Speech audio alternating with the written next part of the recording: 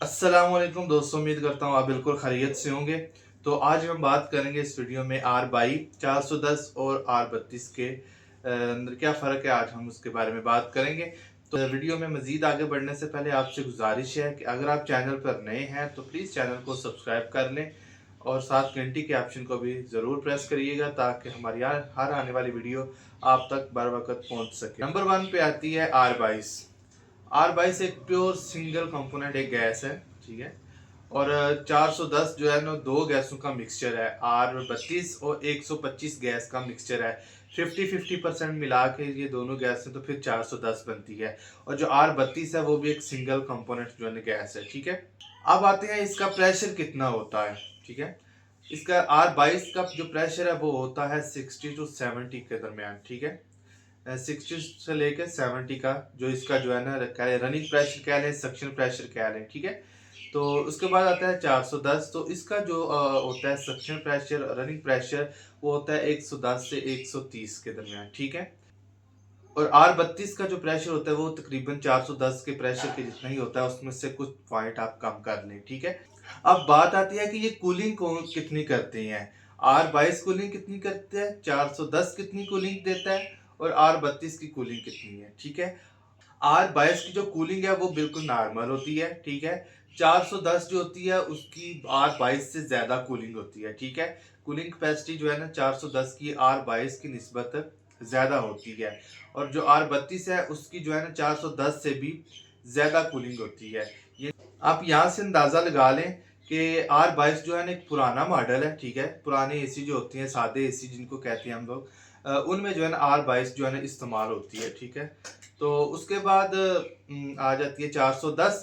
तो 410 जो है ना 2010 के बाद जितने एसी आ रहे हैं ना उनमें 410 गैस जो है ना वो इस्तेमाल हो रही है। अब चूंकि दिन ब दिन जो है ना टेक्नोलॉजी न्यू आ रही है, न्यू टेक्नोलॉजी आ रही है, तो उसमें इस हिसाब से उन्होंने R32 को जो है ना, अब जो नए मॉडल आ रहे हैं ना उनमें R32 को जो है ना इस्तेमाल करना शुरू कर दिया, ठीक है। 422 की कूलिंग से ज़्यादा है 410 की, और 410 की कूलिंग से ज़्यादा है R32 की, ठीक है।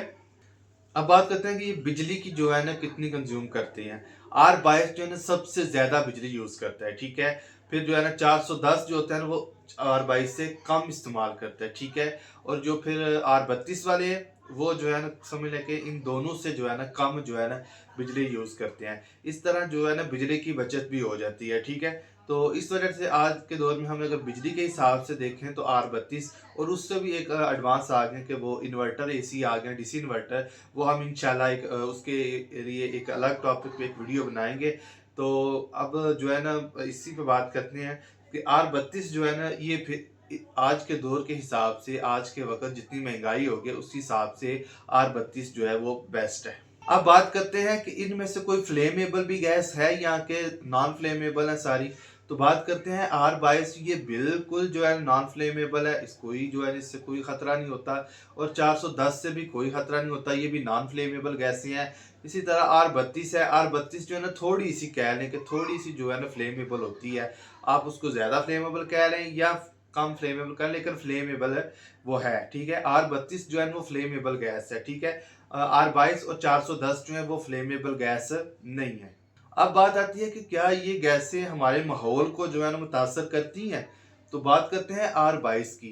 R22 जो है ना वैसे तो माहौल का इसका कोई जो है ना साइड इफेक्ट नहीं है, लेकिन जो ओजोन लेयर है ना हमारी ज़मीन के गिर्द जो एक गिलाफ है गैसों का जिसको ओजोन लेयर कहते हैं, ये उस लेयर को जो है ना डैमेज करता है। R22 जो है ना ओजोन लेयर को डैमेज करता है। बात करते हैं 410 की। तो ये जो है ना ओजोन लेयर को तो नुकसान नहीं पहुंचाता, लेकिन ये ग्लोबल वार्मिंग का जो है ना समझ लेके उसका सबब बनती है, ठीक है।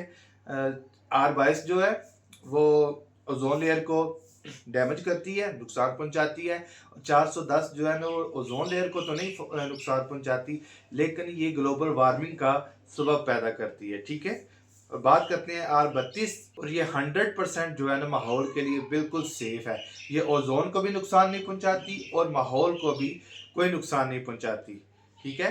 तो उम्मीद करता हूं कि आपको ये R22, R410 और R32 में आपको फ़र्क थोड़ा बहुत समझ आ गया होगा। इससे मज़ीद अगर कोई डिफरेंस है तो वो आप मुझे कमेंट सेक्शन में लाजमी बताइएगा। अगर आप हमारे चैनल पर नए हैं तो प्लीज़ चैनल को सब्सक्राइब कर लें और साथ घंटी के ऑप्शन को ज़रूर दबाएं। अगर आपको वीडियो अच्छी लगी है तो वीडियो को लाइक ज़रूर करिएगा। अल्लाह हाफिज़।